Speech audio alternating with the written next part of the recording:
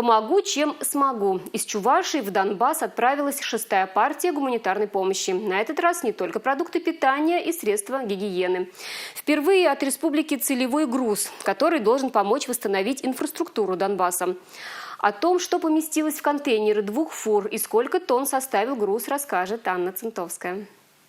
Отправка гуманитарной помощи на Донбасс для Чувашии – дело не новое. Фуры, наполненные предметами первой необходимости, уже 5 раз проделывали путь 1600 километров. Обычно это были продукты питания, вода и средства гигиены. Сегодня в контейнерах электротехническая продукция от заводов и предприятий Чувашии. Мы видим ту глубокую, тесную связь украинского народа и чувашского народа. И мы, как жители Чувашской республики, как электропорадчики, очень это ценим, и в трудную минуту, когда народ Донбасса нуждается в помощи, мы эту помощь с вами оказываем.